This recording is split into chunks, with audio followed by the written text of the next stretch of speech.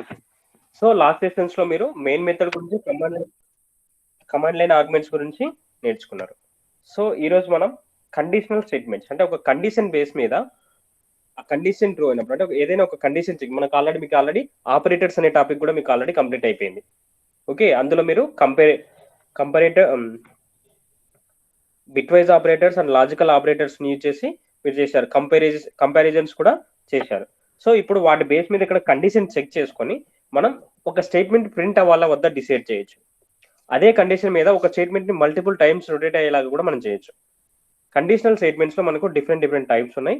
Condition statements అంటే ఒక based on ఒక కండిషన్ మీద మనం ఏవైనా స్టేట్మెంట్స్ ప్రింట్ చేయాలా వద్దని డిసైడ్ చేయొచ్చు. ఫర్ ఎగ్జాంపుల్, మీరు టాపిక్ నేమ్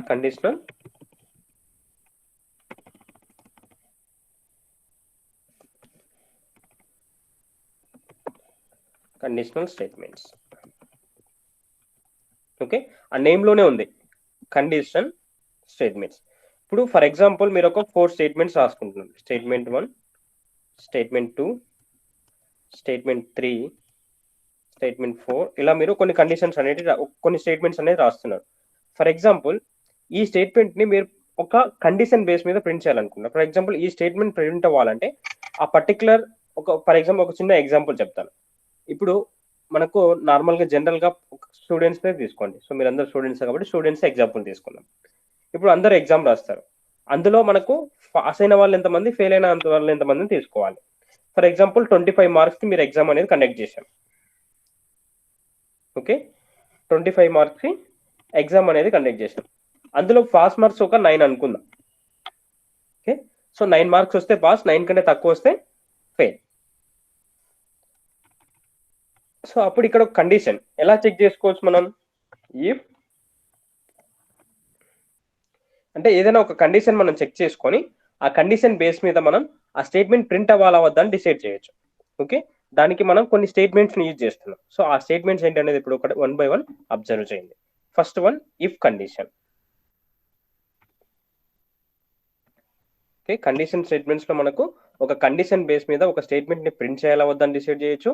అదే స్టేట్మెంట్స్ ని మల్టిపుల్ టైమ్స్ రొటేట్ చేయాలనేది కూడా మనం ఇక్కడ డిసైడ్ చేయొచ్చు. ఇందులో మనకు డిఫరెంట్ టైప్స్ ఉన్నాయి. First one if, if else, else if, switch. Okay, so ఇవన్నీ కూడా కండిషన్ స్టేట్మెంట్స్. నెక్స్ట్, సో ఇప్పుడు ఇందులో 1 by 1 ఫస్ట్ మనం ఓన్లీ సింగిల్ కండిషన్, ఒక కండిషన్ చెక్ చేసి ఆ కండిషన్ ట్రూ అయిందంటే ఒక స్టేట్మెంట్ ని ప్రింట్ చేయొచ్చు. ఓకే, ఇఫ్ కండిషన్ యూజ్ చేసిందంటే ఇక్కడ మనం ఫర్ ఎగ్జాంపుల్ మీరు ఒక చిన్న స్మాల్ ప్రోగ్రామ్ ఒకటి తీసుకుంటున్నాం. ఓకే, క్లాస్ నేమ్ వచ్చేసి ఎగ్జాంపుల్ అని ఇస్తున్నాను.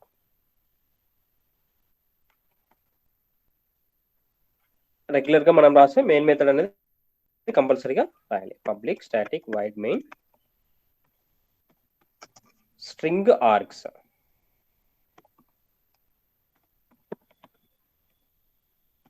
Okay, public static wide main string args. ఈ పర్టికులర్ మెయిన్ మెథడ్ లోపల మీరు కొన్ని స్టేట్మెంట్స్ అనేటివి రాస్తున్నారు. For example system dot out print అని తీసుకో.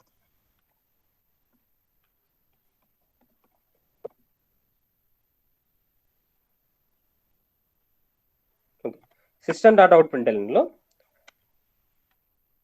హాయ్ అని ప్రింట్ చేస్తున్నారు అనుకోండి ఫర్ ఎగ్జాంపుల్. సో ఈ హాయ్ అనేది ఒక కండిషన్ బేస్ మీద మనకు ప్రింట్ అవ్వాలి. ఫస్ట్ మీకు ఇఫ్ గురించి పర్ఫెక్ట్ గా తెలిసి ఉండాలి. ఫస్ట్ స్టేట్మెంట్ అందులో మనం ఇఫ్ ని యూజ్ చేస్తాం. ఇఫ్ యొక్క సింటాక్స్ ఏంటంటే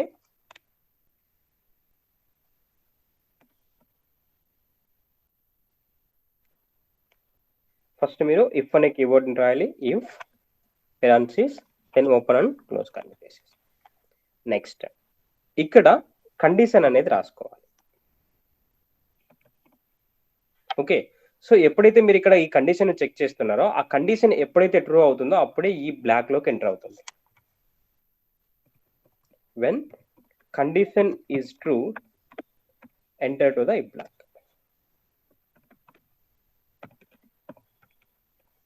ఓన్లీ కండిషన్ ట్రూ అయినప్పుడు మాత్రం ఒక కండిషన్ చెక్ చేసుకుంటుంది. ఆ కండిషన్ ట్రూ అయిందంటే అందులో స్టేట్మెంట్స్ మీరు ఏవైతే రాస్తున్నారో ఆ స్టేట్మెంట్స్ అనేవి ఎంటర్ అవుతాయి. సో ఇక్కడ ఓన్లీ ఒక స్టేట్మెంట్ కాదు, మల్టిపుల్ స్టేట్మెంట్స్ కూడా మీరు రాసుకోవచ్చు. ఎన్ని స్టేట్మెంట్స్ కావాలనుకుంటే అన్ని స్టేట్మెంట్స్ అంటే మీరు ఇక్కడ రాసుకోవచ్చు. ఫర్ ఎగ్జాంపుల్ ఇక్కడ మీరు సిస్టమ్ డాట్ అవుట్ ప్రింట్ అని రాస్తారా, లేకపోతే ఒక మెథడ్ ని కాల్ చేస్తారా, లేకపోతే multiple system dot out print అని రాసుకుంటారా అనేది మీ చాయిస్. ఓకే, సో ఇప్పుడు కండిషన్ ట్రూ అయితే బ్లాక్ లోకి ఎంటర్ అవుతుంది, అందులో ఉన్న స్టేట్మెంట్స్ ఏవైతే ఉన్నాయో ఆ స్టేట్మెంట్స్ ప్రింట్ చేసేస్తుంది, అందులోంచి ఎగ్జిట్ అయిపోతుంది. ఓకే, సో నెక్స్ట్ ఎప్పుడైతే మీరు ఇఫ్ బ్లాక్ రాస్తున్నారో ఇఫ్కి ఈ కర్లీ బ్రేసెస్ అనేటివి ఆప్షనల్. జావాలో నాట్ ఓన్లీ ఇఫ్ కానీ కాదు, జావాలో ఎక్కడైనా కానీ కర్లీ బ్రేసెస్ అనేటివి ఆప్షనల్. కానీ ఆ కర్లీ బ్రేసెస్ ఎప్పుడు ఆప్షనల్ అని అంటే curly braces optional only one statement ఉన్నప్పుడు. ఓకే, ఏదైనా మీరు ఒక స్టేట్మెంట్స్ రాస్తున్నప్పుడు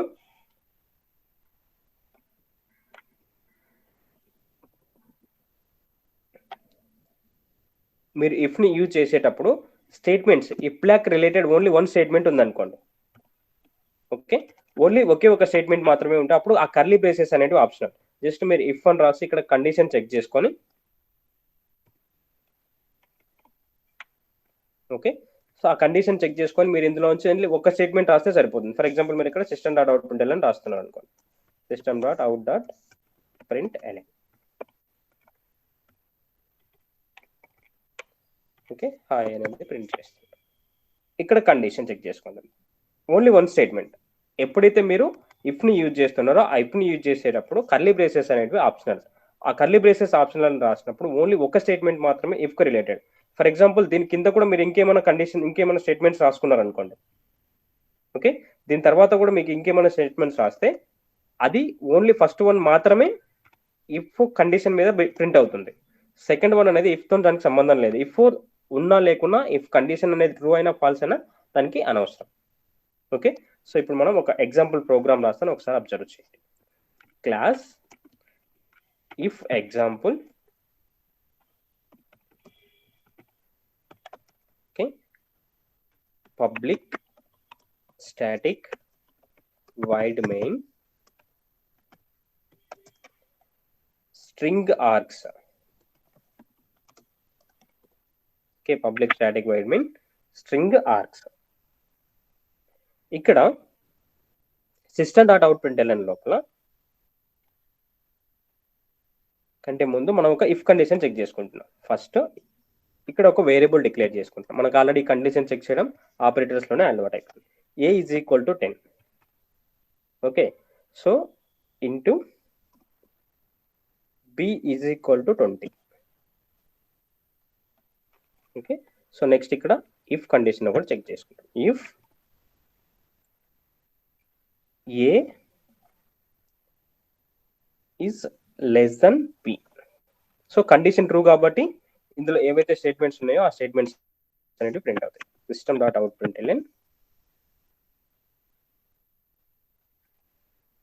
when condition is true.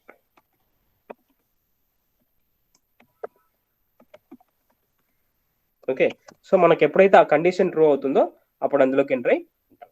So ఇక్కడ మల్టిపుల్ స్టేట్మెంట్స్ రాసుకోవాలని అనుకున్నప్పుడు మీరు కర్లీ బ్రేసెస్ ని యూజ్ చేసుకోండి. లేదు ఓన్లీ సింగిల్ స్టేట్మెంటే ఉంది, ఓకే, మీరు ఇంకా స్టేట్మెంట్స్ ఇంకా రాసుకోవాలని అనుకుంటే కర్లీ బ్రేసెస్ ని యూజ్ చేసుకోండి. లేదు ఓన్లీ సింగిల్ స్టేట్మెంటే ఉంది అనుకున్నప్పుడు ఇక్కడ కర్లీ బ్రేసెస్ అనేటివి ఆప్షనల్. మీరు కర్లీ బ్రేసెస్ రాసినా రాయకపోయినా పెద్ద ప్రాబ్లం ఏం లేదు. System dot out print LN లోపల, ఓకే, వితౌట్ కర్లీ బ్రేసెస్ అని రాస్తాను.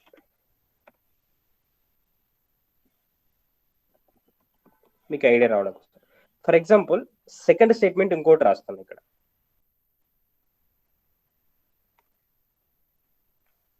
స్టేట్మెంట్ 2 అని రాస్తాను మీకు ఐడియా రావడం కోసం. ఇక్కడ కండిషన్ చెక్ చేసుకుంటున్నా. సో ఏ ఈజ్ గ్రేటర్ దెన్ బి. సో ఇక్కడ కండిషన్ ఫాల్స్ కదా, సో అయినా మనకు ఈ థర్డ్ స్టేట్మెంట్ నెక్స్ట్ స్టేట్మెంట్ ఏదైతే ఉందో ఆ స్టేట్మెంట్ అనేది ప్రింట్ అవుతుంది. సో ఈ స్టేట్మెంట్ కూడా ప్రింట్ అవుతుంది. ఇది ఎప్పుడు ప్రింట్ అవుతుంది? ఈ కండిషన్ ఎప్పుడైతే ట్రూ అవుతుందో అప్పుడు మాత్రమే ప్రింట్ అవుతుంది. రిమైనింగ్ టైమ్స్ లో ప్రింట్. ఎందుకు? ఇది మీరు రాసిన కర్లీ బ్రేసెస్ మీరు ఎప్పుడైతే రాస్తున్నారో ఆప్షనల్ గా రాస్తున్నారో అప్పుడు ఓన్లీ ఒకే ఒక్క స్టేట్మెంట్ మాత్రమే ఈ బ్లాక్ రిలేటెడ్. రిమైనింగ్ మీరు ఎన్ని స్టేట్మెంట్స్ రాసుకున్న తర్వాత అది ఈ బ్లాక్ రిలేటెడ్ కాదు. ఓన్లీ ఒక్క స్టేట్మెంట్ మాత్రమే ఈ బ్లాక్ రిలేటెడ్. ఓకే, ఒకసారి ఇప్పుడు అబ్జర్వ్ చేయండి. ఫస్ట్ ప్రోగ్రామ్ సేవ్ చేసుకోండి. If example dot Java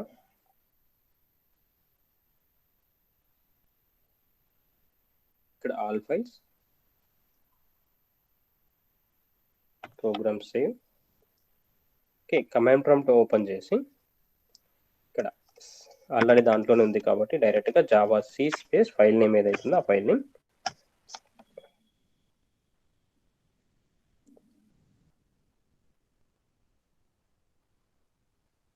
okay. ఇక్కడ క్లాస్లో సి అనేది క్యాపిటల్ వచ్చింది, సో అందుకు మనకు ఎర్రర్ అనేది వచ్చింది.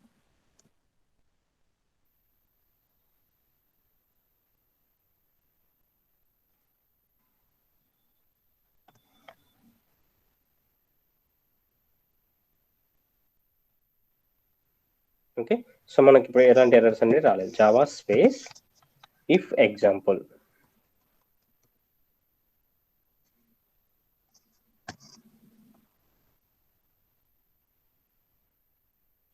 ఓకే, సో ఇప్పుడు మనకు అక్కడ ఓన్లీ 2 కండిషన్స్ మాత్రమే ప్రింట్ అయ్యాయి.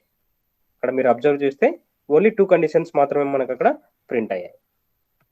అవునా? సెకండ్ కండిషన్ ఎందుకు ప్రింట్ అవ్వలేదు? అక్కడ కండిషన్ అనేది ఫాల్స్ కాబట్టి. సో ఎప్పుడైతే మీకు ఇక్కడ కండిషన్ అనేది ఫాల్స్ వస్తుందో అప్పుడు ఆ స్టేట్మెంట్ అనేది ప్రింట్ అవ్వదు. మీరు ఆ కండిషన్ ట్రూ వస్తుందో ఫాల్స్ వస్తుందో కూడా ప్రింట్ చేసుకోవాలనుకుంటే కూడా మీరు అసిస్టెంట్ అవుట్పుట్ సేమ్ కండిషన్ రాస్తే ఆటోమేటిక్ అది ప్రింట్ అవుతుంది. సో ఇప్పుడు మనకు 3 స్టేట్మెంట్స్ అనేవి ప్రింట్ అవుతుంది. అంటే ఎప్పుడైతే మీరు కర్లీ బ్రేసెస్ లేకుండా రాస్తున్నారో అప్పుడు ఓన్లీ ఒక స్టేట్మెంట్ మాత్రమే if related. Okay, next one if else. So ఇక్కడ వన్స్ కండిషన్ ట్రూ అయితే ఒక స్టేట్మెంట్ ప్రింట్ అవుతుంది, కండిషన్ ఫాల్స్ అయితే ఏ స్టేట్మెంట్స్ ప్రింట్ అవ్వట్లేదు. అవునా? సో దానివల్ల మనకి ఇప్పుడు తెలియాలి. ఇప్పుడు ఒక స్టూడెంట్ ఉన్నాడు, ఆ స్టూడెంట్ పాస్ అయినాడా ఫెయిల్ అయినాడా? స్టూడెంట్ పాస్ అయితే పాస్ అని రావాలి, ఫెయిల్ అయితే ఫెయిల్ అని రావాలి. Okay, so if else use చేయడం వల్ల ఏంటంటే ఒకవేళ పాస్ అయితే ఇఫ్ బ్లాక్ లో ఉన్న స్టేట్మెంట్స్, ఫెయిల్ అయితే ఎల్స్ బ్లాక్ లో ఉన్న స్టేట్మెంట్స్ ప్రింట్ అవుతాయి. Second one if else.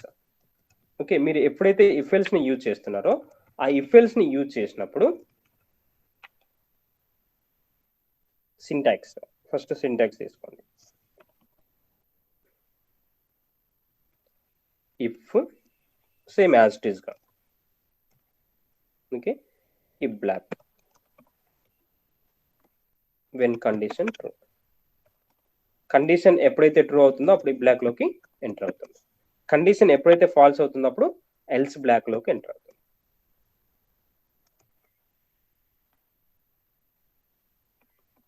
when the condition false.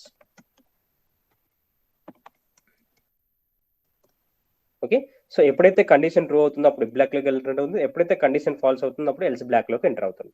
ఇక్కడ కూడా మీరు గుర్తు పెట్టుకోవాల్సింది ఒకటే, ఇక్కడ కూడా కర్లీ బ్రేసెస్ అనేవి ఆప్షనల్. మీరు రాయాలనుకుంటే రాయొచ్చు, లేకపోతే లేదు. సో కర్లీ బ్రేసెస్ ఆప్షనల్ అయినప్పుడు ఇక్కడ కూడా ఓన్లీ ఒక స్టేట్మెంట్ మాత్రమే. సో ఇక్కడ కండిషన్ మిస్ ఉంది, కండిషన్ అని కూడా. ఓకే, సో ఇప్పుడు ఇక్కడ కండిషన్ అనేది చెక్ చేసుకుంటున్నారు. కండిషన్ నెక్స్ట్ కర్లీ బ్రేసెస్ ఉన్నప్పుడు ఇక్కడ కూడా ఓన్లీ ఒక స్టేట్మెంట్ మాత్రమే ఇఫ్ బ్లాక్ రిలేటెడ్, రిమైనింగ్ అన్ని స్టేట్మెంట్స్ కూడా ఇఫ్ బ్లాక్ రిలేటెడ్ కాదు. ఇక్కడ కూడా మీరు సేమ్ ఆప్షన్, కానీ ఓన్లీ ఒక స్టేట్మెంట్ మాత్రమే ఇక్కడ మీకు ఇఫ్ కి రిలేటెడ్, నెక్స్ట్ తర్వాత కూడా ఎల్స్. ఇక్కడ కూడా మీకు ఒకటే ఒక స్టేట్మెంట్ మాత్రమే ఇఫ్ కి రిలేటెడ్, రిమైనింగ్ అన్ని కూడా మీరు ఒకవేళ నెక్స్ట్ అడిషనల్ గా మీరు ఏమైనా స్టేట్మెంట్స్ రాసినా ఇక్కడ అవి ఇఫ్ కి రిలేటెడ్ కాదు, ఇఫ్ ఎల్స్ కి రిలేటెడ్ కాదు. సో ఇక్కడ నెక్స్ట్ ఇంకొకటి, ఫర్ ఎగ్జాంపుల్ మీరు మల్టిపుల్ ఇఫ్స్ తీసుకుంటున్నారు. ఓకే, ఇక్కడ ఒక ఇఫ్ తీసుకున్నారు అనుకుందాం, సో మళ్ళీ ఇంకొక ఇఫ్ తీసుకున్నారు అనుకుందాం వితౌట్ కర్లీ బ్రేసెస్. ఓకే, ఇక్కడ ఒక స్టేట్మెంట్ ఉంది, statement 1. Okay, next statement 2. Okay, 2 అని ఇచ్చిన స్టేట్మెంట్ 3. సో నెక్స్ట్ అలానే ఇంకొక ఇఫ్ తీసుకుంటున్నాం, ఇఫ్ స్టేట్మెంట్ 4. ఓకే, లాస్ట్ కు ఎల్స్ తీసుకుంటున్నాం, ఎల్స్ స్టేట్మెంట్ 5. ఓకే, ఇప్పుడు చెప్పండి ఈ లాస్ట్ ఎల్స్ స్టేట్మెంట్ ఏ దానికి రిలేటెడ్? ఫస్ట్ ఇఫ్ కా లాస్ట్ ఇఫ్ కా? హలో,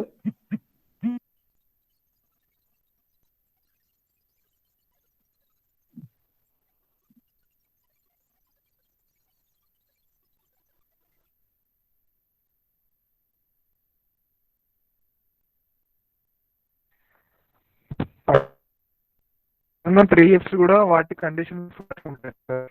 అది పాస్ అయినప్పుడే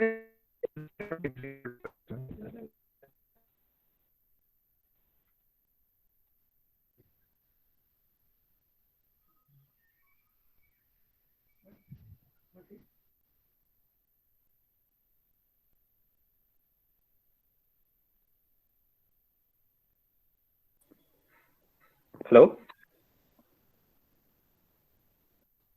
హలో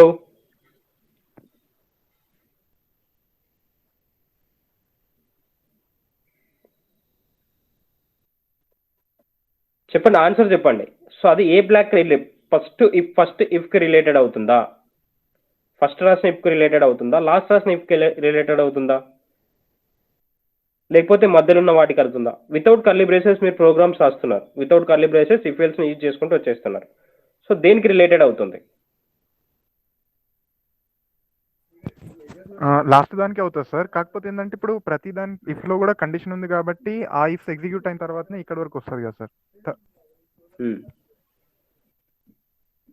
కాబట్టి ఒక ఫస్ట్ అవి ఎగ్జిక్యూట్ అవుతాయి సార్ ఇఫ్లు. ఆ తర్వాత ఈ థర్డ్ వన్ ఎప్పుడైతే ఎగ్జిక్యూట్ కావట్లేదు అనుకో అప్పుడు ఎల్స్ ఎగ్జిక్యూట్ అవుతుంది సార్. గుడ్. సో మీరు ఇలా కర్లీ బ్రేసెస్ లేకుండా మల్టిపుల్ ఎప్పుడైతే రాస్తున్నారో అలా రాసినప్పుడు ఓన్లీ లాస్ట్ ఏదైతే ఉందో దానికే ఐఫ్ ఎల్స్ అనేది తీసుకుంటుంది. మీరు టాప్ లో మళ్ళీ ఒకవేళ ఇక్కడ రాస్తుంటే అప్పుడు ఆ దానికి తీసుకుంటుంది.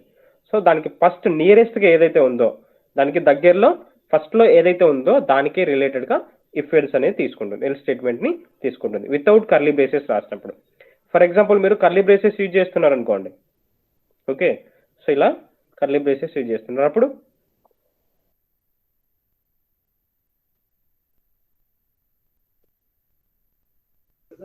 అప్పుడు ఆ పైన 3 స్టేట్మెంట్స్ రాంగ్ అయినప్పుడే ఎల్ స్టేట్మెంట్ ఎగ్జిక్యూట్ అవుతుంది సార్. సో అంటే ఈ ఏదో ఒకటి ఫస్ట్ దానికే రిలేటెడ్. ఓకే, సో మీరు కర్లీ బ్రేసెస్ లేకుండా కూడా రాయొచ్చు, కర్లీ బ్రేస్ తో కూడా రాయొచ్చు. కర్లీ బ్రేస్ రాసినప్పుడు ఎక్కడికైతే ఎండ్ అవుతుందో ఆ ఎండ్ దగ్గర నుంచే అది తీసుకుంటాం. ఓకే, అర్థమైంది కదా? సో ఇప్పుడు మనం ఒక ఎగ్జాంపుల్ ప్రోగ్రామ్ ఒకటి రాద్దాం. Class if else example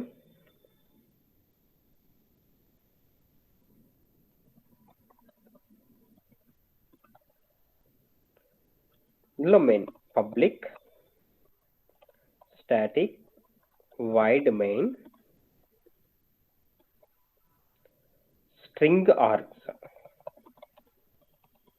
okay, public static wide main string args. ఇక్కడ ఇఫ్ ఎల్స్ తీసుకుంటాను. ఇఫ్ ఎల్స్ యొక్క సింటాక్స్ ఏంటి? First if else.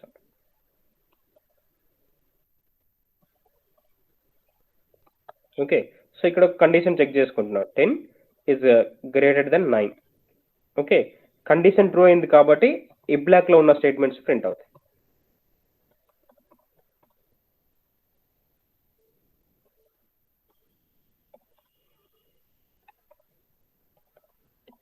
Okay, so condition ఎప్పుడైతే ఫాల్స్ అవుతుందో అప్పుడు ఎల్స్ బ్లాక్ లోకి రీడ్ అవుతుంది.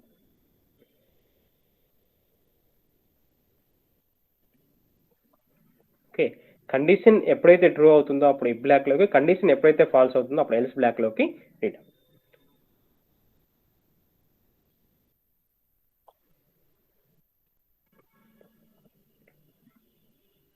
ఓకే, నెక్స్ట్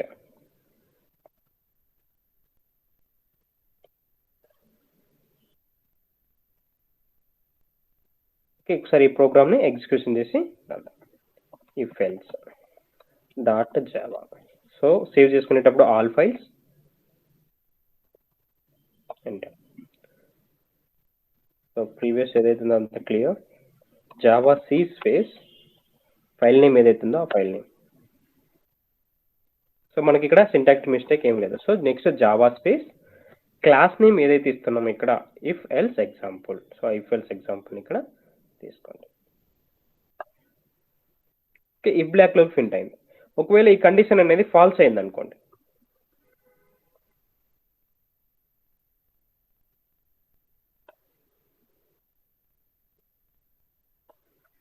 దేంట్లోకి వస్తుంది? ఎల్స్ బ్లాక్ వస్తుంది. సో ఇక్కడ మీరు మల్టిపుల్ స్టేట్మెంట్స్ రాసుకోవాలనుకున్నప్పుడు కర్లీ బ్రేసెస్, సింగిల్ ఉన్నాయనుకోండి, సో కర్లీ బ్రేసెస్ కూడా మనకు అవసరం లేదు. కర్లీ బ్రేసెస్ లేకుండా కూడా మనం ప్రోగ్రామ్ అనేది రాయొచ్చు. ఓన్లీ వన్ స్టేట్మెంట్ ఉంటాయి.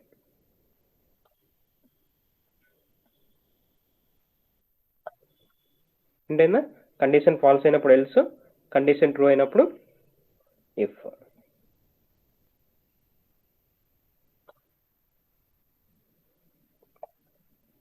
ఓకే, సో ఇంతకుముందు మనం రాస్తుంటే మల్టిపుల్ ఇఫ్స్ ఇప్పుడు రాస్తాం. ఇఫ్ ఇక్కడ ఒక కండిషన్ చెక్ చేసుకుంటున్నాం. Okay, 20 is greater than 10.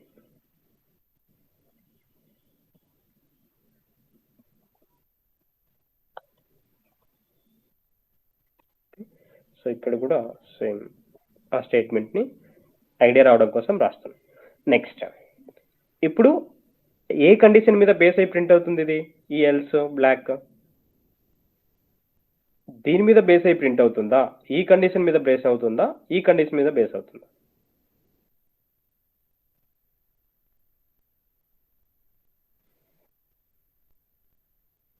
Hello, ఏ కండిషన్ మీద బేస్ అయ్యి ఇప్పుడు 20 గ్రేటర్ దెన్ 10 అన్నప్పుడు సో కండిషన్ ట్రూ. ఇప్పుడు అవుట్పుట్ ఏమొస్తుంది?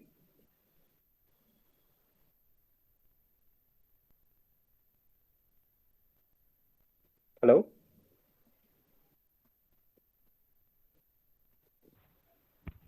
If block 20 greater than 10. If block next else black.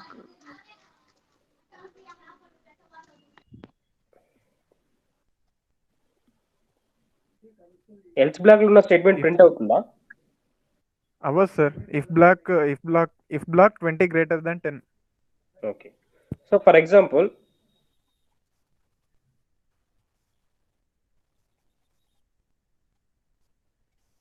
ఇప్పుడు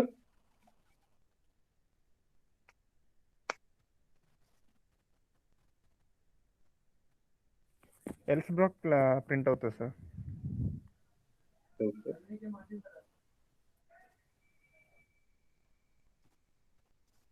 ఇప్పుడు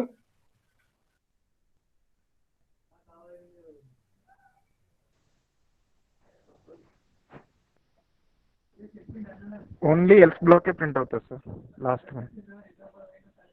ఓన్లీ ఎల్స్ బ్లాక్ ప్రింట్ అవుతుందా? సార్ పైది అది కాదు కాబట్టి అది అవ్వదు. మీరు ఎప్పుడైనా గుర్తుపెట్టుకోండి, ఇలా మల్టిపుల్ రాసినప్పుడు వితౌట్ కర్లీ బ్రేసెస్ ఇదే ఇఫ్ ఎల్స్, దీనికి దానికి అసలు సంబంధమే లేదు ఇంకా. అవును సార్. ఓకే, సో ఆ కండిషన్ ట్రూ అయిందా ఈ బ్లాక్ అని ప్రింట్ అవుతుంది, కండిషన్ ఫాల్స్ అయిందా ఎల్స్ బ్లాక్ అని ప్రింట్ అవుతుంది. సో కొందరు రాశారు కరెక్ట్ గానే ప్రింట్. ఓకే, సో ఇక్కడ ఫస్ట్ మీకు అవుట్పుట్ లోనే ఇప్పుడు ఏమొస్తుంది? సో ఇక్కడ కండిషన్ రాంగ్ కాబట్టి ఇందులో ఏం ప్రింట్ అవ్వదు. ఓకే, సో ఇప్పుడు ఈ బ్లాక్ 20 గ్రేటర్ దెన్ 10 అని ప్రింట్ అవుతుంది. ఓకే, ఒకసారి ఇక్కడ అబ్జర్వ్.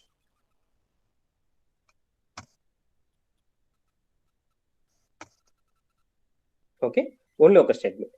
ఎప్పుడైతే మీరు ఇక్కడ ఈ కండిషన్ అనేది ఫాల్స్ అవుతుందో అప్పుడు ఏమవుతుంది? ఈ ఎల్స్ బ్లాక్ లో ప్రింట్ అవుతుంది, దీంతో దానికి అనవసరం. ఓకే, ఇది ఇక్కడ ట్రూ అయిందా ఫాల్స్ అయిందా దానికి అనవసరం. ట్రూ ఆర్ ఫాల్స్ బేస్ మీద ఓన్లీ ఈ బ్లాక్ అనే స్టేట్మెంట్ మాత్రమే ప్రింట్ అవుతుంది.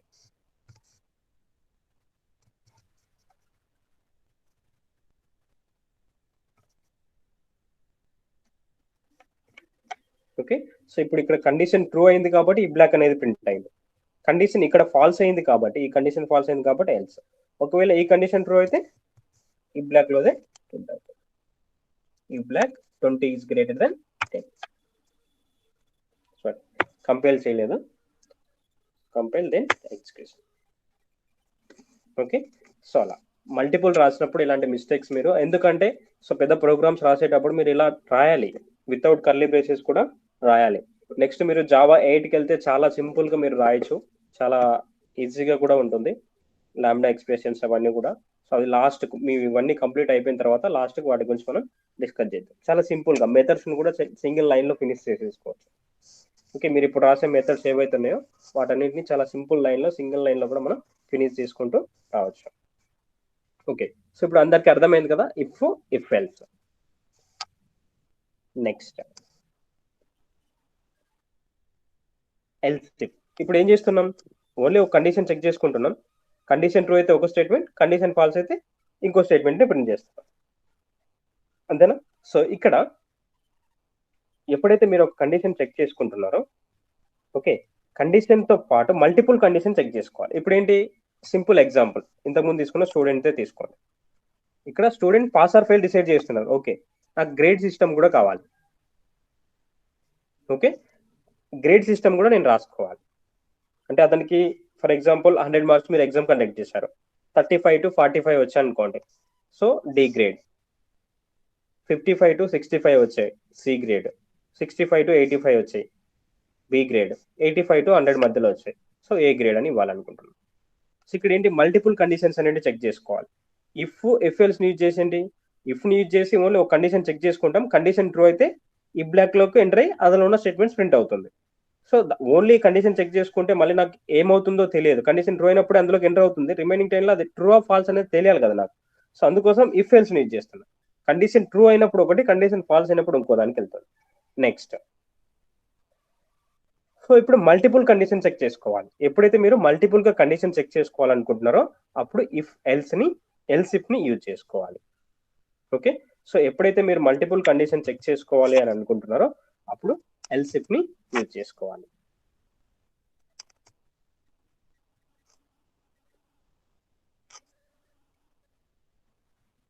Third one, else if.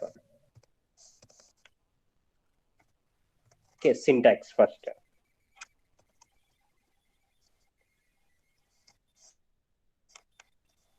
If, okay, ఇక్కడ కూడా కర్లీ బ్రేసెస్ అనేటివి option. Next else if.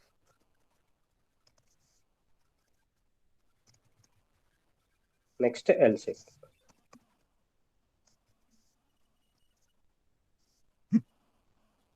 Okay, so మీరు అలా ఎన్ నెంబర్ ఆఫ్ స్టేట్మెంట్స్ అనేటివి రాసుకోవచ్చు. ఇఫ్ ఎల్స్ సంబంధించినవి ఎన్ నెంబర్ ఆఫ్ ఎన్నైనా మీరు రాసుకోవచ్చు. లాస్ట్ కు మళ్ళీ ఏ కండిషన్ కూడా ట్రూ అవ్వలేదు అనుకోండి, ఫర్ ఎగ్జాంపుల్ అతను ఫెయిల్ అయ్యే ఛాన్స్ కూడా ఉంది. సో గ్రేడ్ ఇస్తున్నాం, గ్రేడ్ తో పాటు ఎప్పుడైనా మళ్ళీ మధ్యలో ఫెయిల్ అయితే సో అది కూడా మనం డిస్ప్లే చేయాలి కాబట్టి సో ఎల్స్ ఇఫ్ ని యూజ్ చేస్తున్నప్పుడు ఓకే లాస్ట్ కు మళ్ళీ మనకు ఎల్స్ స్టేట్మెంట్ కూడా ఉంటుంది. ఇలా మీరు ఎన్ నెంబర్ ఆఫ్ స్టేట్మెంట్స్ రాసుకోవచ్చు, అంటే ఎన్ని కావాలనుకుంటే అన్ని కండిషన్స్ మీరు చెక్ చేసుకోవచ్చు. ఇక్కడ ఒకవేళ ఏది సాటిస్ఫై అవ్వలేదు, సో ఏ కండిషన్ కూడా మీకు సాటిస్ఫై అవ్వలేదు, సో అప్పుడు ఎల్స్ కండిషన్ కి వెళ్తుంది. Okay, N number of statements ఇక్కడ చెక్ చేసుకోవచ్చు. లాస్ట్ కు మీరు ఎల్స్ స్టేట్మెంట్ ఒకటి, అంటే ఏదైనా ఫస్ట్ కండిషన్ ఇక్కడ చెక్ చేసుకుంటుంది. ఓకే, నెక్స్ట్ ఫస్ట్ ఇక్కడ కండిషన్ చెక్ చేసుకుంటాను. మళ్ళీ ఇక్కడ కండిషన్ ట్రూ అయిందంటే ఇందులోకి ఎంటర్ అయిపోయి ఈ బ్లాక్ లో ఉన్న స్టేట్మెంట్స్ ప్రింట్ చేస్తుంది. ఓకే, సో ఈ ఫ్లాగ్ లో ఉన్న స్టేట్మెంట్స్ ఏవైతే ఉన్నాయో ఆ స్టేట్మెంట్ ప్రింట్ చేసేసి అందులోంచి ఎగ్జిట్ అయిపోతుంది, అంటే ఈ ఎల్సిప్ లోంచి ఎగ్జిట్ అయిపోతుంది. ఓకే, ఫర్ ఎగ్జాంపుల్ మీరు ఇక్కడ కండిషన్ చెక్ చేసుకునేటప్పుడు సెకండ్ కండిషన్ ఇంకోటి రాస్తున్నారు, సో ఆ కండిషన్ కూడా ట్రూ ఉంది అనుకోండి, ఈ కండిషన్ కూడా ట్రూ ఉంది. ఓకే, ఎన్ని కండిషన్స్ ట్రూ ఉన్నా అది మాత్రం ఫస్ట్ ఏదైతే ట్రూ అవుతుందో ఆ బ్లాక్ లోకి ఎంటర్ అయ్యి అందులో ఎంటర్ చేసి డైరెక్ట్ అందులోంచి ఎగ్జిట్ అయిపోతుంది. ఓకే, నెక్స్ట్ సెకండ్, ఇక్కడ కూడా సెకండ్ కండిషన్ మీరు చెక్ చేసుకుంటున్నారు. ఇక్కడ కండిషన్ ట్రూ అయితే ఈ స్టేట్మెంట్ మాత్రమే ప్రింట్ అవుతుంది. ఓకే, అంటే ఫస్ట్ ఏదైతే అవుతుందో అదే. ఒకవేళ ఇక్కడ ఫాల్స్ అయింది, నెక్స్ట్ ఇక్కడ ట్రూ అయింది, ఇక్కడ ఫాల్స్ అవుతుంది, ఇక్కడ ట్రూ అవుతుంది అనుకో, అప్పుడు ఈ స్టేట్మెంట్ ప్రింట్ చేసేస్తుంది. Okay, elif first statement elif 1 print చేస్తుంది. ఒకవేళ ఇక్కడ కూడా ఫాల్సే వచ్చింది, సో నెక్స్ట్ అప్పుడు థర్డ్ కండిషన్ చెక్ చేసుకుంటుంది. థర్డ్ కండిషన్ ట్రూ అయితే దీన్ని ప్రింట్ చేస్తుంది. ఓకే, ఒకవేళ థర్డ్ కండిషన్ ట్రూ కాలేదనుకోండి, సో వెంటనే ఆటోమేటిక్గా ఎక్కడికి వెళ్తుంది, అది ఎల్స్ స్టేట్మెంట్కి వెళ్ళిపోతుంది. సో అప్పుడు బై డిఫాల్ట్ ఏ కండిషన్ ట్రూ అవ్వకపోతే అప్పుడు లాస్ట్కు ఎల్స్ స్టేట్మెంట్ ప్రింట్ చేస్తుంది. Okay, first if condition check చేసుకుంటాం. ఇక్కడికి వచ్చి ఈ కండిషన్ ట్రూ అయిందంటే చాలు, ఇంకా ఇక్కడ మీకు కండిషన్ ట్రూ అని వస్తే ఇంకా వేరే ఏ స్టేట్మెంట్స్ ఎగ్జిస్ట్ చేయడు, జస్ట్ ఈ బ్లాక్ని ఎంటర్ చేసి వదిలేస్తుంది, అంటే స్కిప్ చేస్తుంది మిగతా వాటన్నిటిని. అందులోకి రైట్ అయిందా రాంగ్ అనేది కూడా అది చూడదు. ఒకవేళ ఇక్కడ ఫాల్స్ వచ్చింది అనుకోండి, మీకు మిగతా స్టేట్మెంట్స్ ఎక్కడైతే ట్రూ అని వస్తుందో మిగతా స్టేట్మెంట్స్ అన్నిటిని ఇగ్నోర్ చేసేస్తుంది. ఫస్ట్ ఇక్కడ ఫాల్స్. ఓకే, సో ఫాల్స్ అని వస్తే అప్పుడు ఏం చేస్తుంది, ఇందులోకి ఎంటర్ అవ్వదు, ఇంకా డైరెక్ట్గా కండిషన్ చెక్ చేసుకోవడానికి ఇక్కడికి వస్తుంది. సో ఇక్కడ చెక్ చేసుకుంటుంది, ఇక్కడ కండిషన్ ఫాల్స్ అనుకోండి, నెక్స్ట్ స్టేట్మెంట్కి వెళ్తుంది. ఒకవేళ ఇక్కడే కండిషన్ ట్రూ అయితే ఎల్స్ ఇఫ్ 1 ప్రింట్ చేసేసి మిగతా వాటన్నిటిని ఇగ్నోర్ చేసేస్తుంది. మిగతా ఇవైతే ఉన్నాయో వీటిని అసలు రీడ్ చేయదు, ఇంకా ఇగ్నోర్ చేసేసి డైరెక్ట్గా అందులోంచి ఎగ్జిట్ అయిపోతుంది. ఒకవేళ ఇక్కడ మీకు ఫాల్సే వచ్చింది, ఈ కండిషన్లో కూడా ఫాల్స్ వస్తే అప్పుడు ఇక్కడికి వెళ్తుంది. సో ఇక్కడ ట్రూ వస్తే అప్పుడు ఈ ట్రూ స్టేట్మెంట్ ఎల్స్ ఇఫ్ 2 అని ప్రింట్ చేస్తుంది. ఒకవేళ ఇక్కడ కూడా ఫాల్సే వచ్చింది అనుకోండి, సో అప్పుడు డిఫాల్ట్గా ఎల్స్ స్టేట్మెంట్ని ప్రింట్ చేసేస్తుంది. Okay, so if else else if నేమో ఓన్లీ ఒక సింగిల్ కండిషన్ ట్రూ అయితే ప్రింట్ చేసేస్తుంది. ఇఫ్ ఎల్స్ ఏమో కండిషన్ ట్రూ అయితే ఒకటి, ఫాల్స్ అయితే ఇంకోటి ప్రింట్ చేస్తుంది. అదే ఎల్స్ ఇఫ్ అయితే మల్టిపుల్ కండిషన్స్ మనం ఇక్కడ చెక్ చేసుకోవచ్చు. ఒక ఎగ్జాంపుల్ ప్రోగ్రామ్ ఒకటి రాస్తున్నాను, అబ్జర్వ్ చేయండి. Class else if example.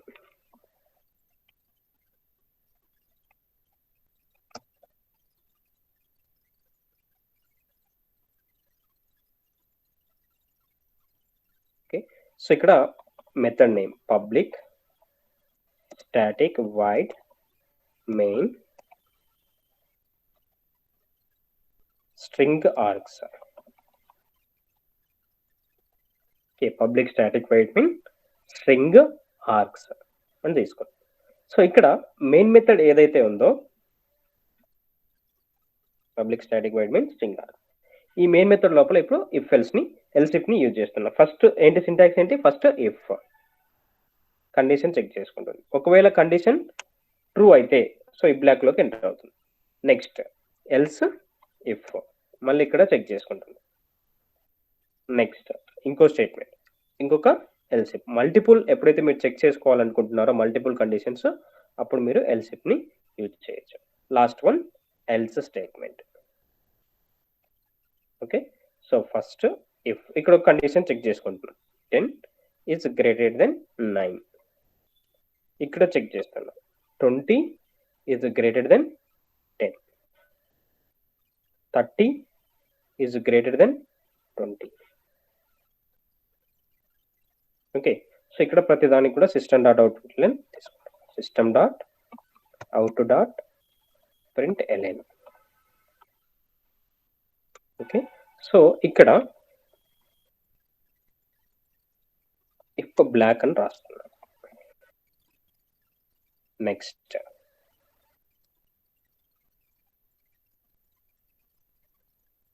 Okay, else block 1.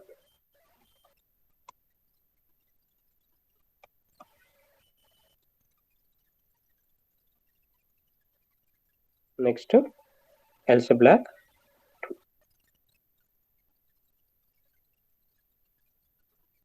Sorry, else if 2. Okay, last one else black.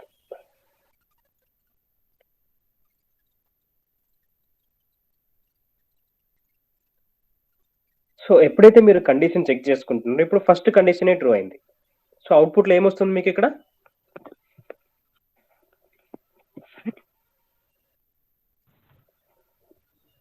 Hello చార్ట్లో మెన్షన్ చేయండి.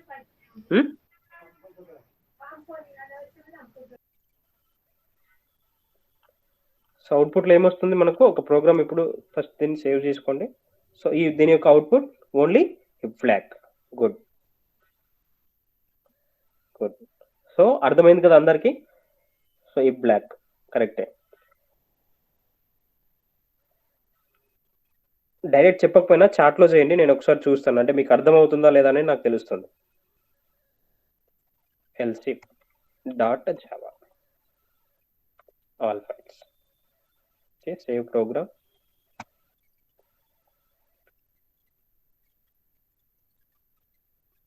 సో ప్రీవియస్ వన్ అన్ని క్లియర్ చేస్తున్నా. జావా సి ప్లేస్ ఫైల్ నేమ్ ఏదైతే ఇస్తున్నారో ఆ file name with extension. Okay, next Java space class name ఏదైతే ఉందో ఆ క్లాస్ నేమ్ అనేది తీసుకోండి. సో క్లాస్ నేమ్ ఏంటి, ఎల్సిఫ్ ఎగ్జాంపుల్.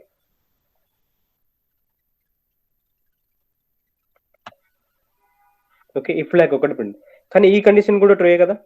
సో ఇక్కడ కూడా ట్రూయే, అది ట్రూ అయినా ఫాల్స్ అయినా దానికి అనవసరం. ఫస్ట్ ఏదైతే ట్రూ అవుతుందో ఆటోమేటిక్గా ఆ స్టేట్మెంట్కి వెళ్ళిపోయి రిమైనింగ్ వాటన్నిటిని ఎస్కేప్ చేసేస్తుంది. ఇక్కడ కూడా కర్లీ బ్రేసెస్ అనేటివి ఆప్షనల్. కర్లీ బ్రేసెస్ అనేటివి రాస్తే జావాలో ఎక్కడైనా కానీ కర్లీ బ్రేసెస్ రాస్తే ఆప్షనల్గా మీరు తీసుకుంటే ఓన్లీ ఒకే ఒక్క స్టేట్మెంట్ మాత్రమే అందుకు దానికి రిలేటెడ్, ఇది కూడా దానికి రిలేటెడ్ కాదు. ఓకే, సో నెక్స్ట్ ఈ కండిషన్ నేను ఫాల్స్ చేస్తాను. ఓకే, సో ఈ కండిషన్ ఫాల్స్ చేస్తున్నాను. ఇప్పుడు ఏం ప్రింట్ అవుతుంది next statement, only else block 1 అనేది ప్రింట్ అవుతుంది. సో అలా ఫర్ ఎగ్జాంపుల్ ఈ కండిషన్ కూడా ఫాల్స్ చేశాను అనుకోండి, నెక్స్ట్ కండిషన్ కూడా ఫాల్స్ చేశాను.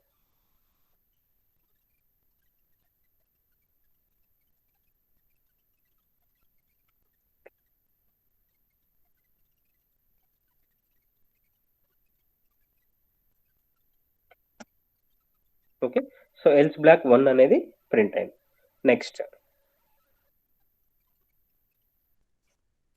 ఈ కండిషన్ కూడా ఫాల్స్ చేశాను అనుకోండి, అప్పుడు ఈ కండిషన్ ప్రింట్ అవుతుంది. ఒకవేళ ఇది కూడా ఫాల్స్ చేశాను అనుకోండి, సో అన్ని ఫాల్స్ అయితే లాస్ట్కు ఎల్స్ స్టేట్మెంట్ అనేది ప్రింట్ అవుతుంది.